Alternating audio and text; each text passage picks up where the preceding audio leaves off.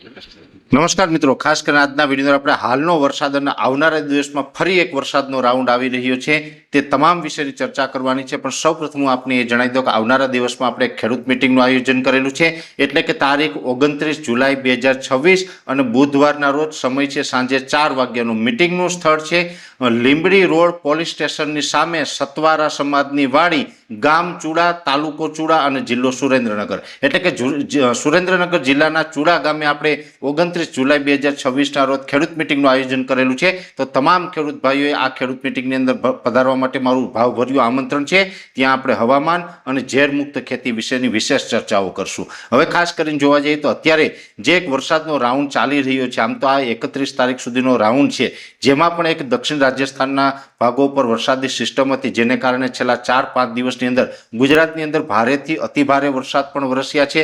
છતાં પણ દાહોદ અને દ્વારકા આ બંને જિલ્લા છે આ ક્યાંક ને ક્યાંક આ વરસાદમાં ખૂબ નબળા રહ્યા છે અને પોરબંદરના અમુક પાર્ટ પણ નબળા રહ્યા છે। બાકીના તમામ ઓલ ઓવર ગુજરાતની અંદર વરસાદ સારો છે। કચ્છના પણ પશ્ચિમ ભાગો છે એમાં થોડુંક વરસાદનું પ્રમાણ ઓછું રહ્યું છે। હજુ પણ આ વરસાદ છે આમ તો કન્ટિન્યુ ચાલુ રહેવાનું છે। અત્યારે આ જે સિસ્ટમ છે એ સિસ્ટમ ઘણી બધી નબળી પડી ગઈ છે, પણ મોન્સૂન ઓફશોર ટ્રફ છે એ પોઝિટિવ ફેઝમાં છે, જેને કારણે હજુ પણ સૌરાષ્ટ્ર, મધ્ય ગુજરાતના અમુક ભાગો અને દક્ષિણ ગુજરાતના વિસ્તારની અંદર હળવાથી મધ્યમ વરસાદો છે એ ચાલુ રહેવાના છે। પણ આ સાથે એક નવા અને મહત્વના સમાચાર એ છે કે આવનારા દિવસમાં ફરી એક 31 તારીખથી નવો વરસાદનો રાઉન્ડ આવશે। એ રાઉન્ડ હશે એ 31 જુલાઈથી લઈને 4 ઓગસ્ટ સુધી ચાલે તેવું એક અનુમાન છે, કેમ કે બંગાળની ખાડીની અંદર ફરીથી એક નવી વરસાદી સિસ્ટમ બની છે। અત્યારે એ જે વરસાદી સિસ્ટમ છે એ ખૂબ મજબૂત છે, એટલે કે ડિપ્રેશન સ્વરૂપમાં છે, અને આ ડિપ્રેશન છે એ જે લગભગ પશ્ચિમ દિશામાં ગતિ કરશે। એટલે આ ડિપ્રેશન છે આગળ વધતા વધતા મધ્યપ્રદેશ આવશે,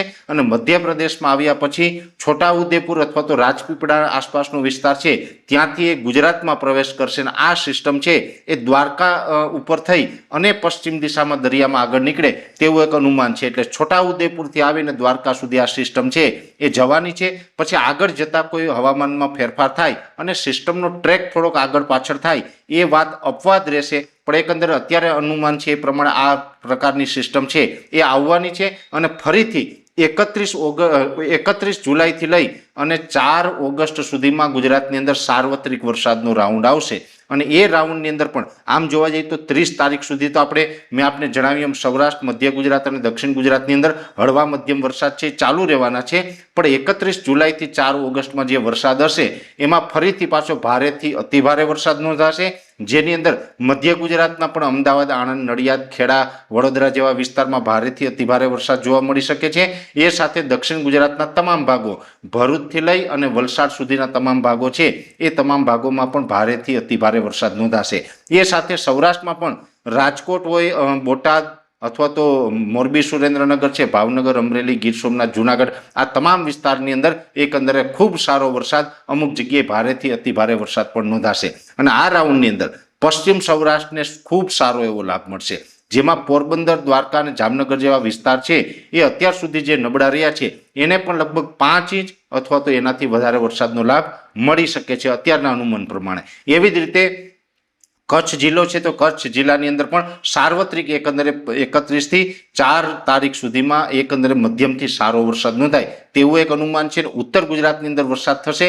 પણ સૌરાષ્ટ્ર અને દક્ષિણ ગુજરાત કરતાં 31 થી 4 તારીખમાં ઉત્તર ગુજરાતની અંદર વરસાદનું પ્રમાણ થોડુંક ઓછું હશે, છતાં પણ એકંદરે ખૂબ સારો વરસાદ છે એ ઉત્તર ગુજરાતમાં પણ જોવા મળશે। એટલે ફરીથી 31 જુલાઈથી લઈને 4 ઓગસ્ટ દરમિયાન વરસાદનો એક નવો રાઉન્ડ આવી રહ્યો છે, જેમાં અત્યારે એ સિસ્ટમ છે બંગાળની ખાડીની અંદર ડિપ્રેશન સ્વરૂપની અંદર છે। આવનારા દિવસમાં હજુ પણ એ ડિપ્રેશન છે એ સ્ટ્રોંગ બની શકે છે, પછી ધીમે ધીમે પશ્ચિમ દિશામાં આગળ ચાલશે, એટલે છત્તીસગઢ, ઓડિશા અથવા તો જે મધ્યપ્રદેશ તરફ આગળ ચાલશે, એટલે એક વખત સિસ્ટમ નબળી પડશે, નબળી પડીને વેલમાર્ક લો પ્રેશર, ત્યાર પછી લો પ્રેશર પણ બની જશે। પણ જેવી એ સિસ્ટમ ગુજરાત ઉપર આવશે એટલે અરબ સાગર સુધી એનો શિયર ઝોન લંબાશે, અને અરબ સાગર અત્યારે સક્રિય છે, અરબ સાગરમાં કરંટ છે, જેને કારણે એ સિસ્ટમ ફરીથી મજબૂત થશે ને મજબૂત થશે એટલે લો પ્રેશર છે એ વેલમાર્ક લો પ્રેશરમાં તબદીલ થશે અને વેલમાર્ક લો પ્રેશર છે એ ખૂબ સારા વરસાદ આપવા માટે અને સાર્વત્રિક આ વરસાદ આપવા માટે સક્ષમ હોય છે. એટલે ગુજરાત ઉપરથી 31 તારીખથી લઈને 4 તારીખ વચ્ચે વેલમાર્ક લો પ્રેશર પસાર થવાનું છે, જેને કારણે ફરીથી ગુજરાતની અંદર એક વધુ વરસાદનો રાઉન્ડ આવી રહ્યો છે. એટલે બેક ટુ બેક અત્યારે સિસ્ટમ બની રહી છે અને એક પછી એક રાઉન્ડ છે ગુજરાતની અંદર આવી રહ્યા છે. એટલે ગુજરાતે હવે ક્યાંય બહુ ચિંતા કરવાની જરૂર નથી. જે મિત્રોને વરસાદ અત્યાર સુધી ઓછો છે એને પણ હવે સારો વરસાદ થઈ જશે અને જે મિત્રોને અત્યાર સુધી વરસાદ થયા છે એને પાણી લાયક પણ વરસાદ છે હવે ક્યાંય ને ક્યાંય થવાનો છે. એટલે આપણી બધી જ ચિંતા છે આવનારા દિવસમાં દૂર થવાની છે. એટલે આ સિસ્ટમ અત્યારે બનીને આ સિસ્ટમ વિશેની ખૂબ અગત્યની માહિતી હતી એ આપના સુધી માહિતી પહોંચાડવાનો પ્રયત્ન કર્યો છે. અંતમાં દરેક મિત્રોને વિનંતી રહેશે કે વિડીયોને લાઈક આપીને દરેક ગ્રુપમાં શેર કરી દેવું. જો તમે અમને યુટ્યુબ ઉપર જોઈ રહ્યા હોય તો ચેનલને સબસ્ક્રાઇબ કરજો, સાથે ફેસબુક તથા ઇન્સ્ટાગ્રામ આઈડીને ફોલો કરજો. નમસ્કાર.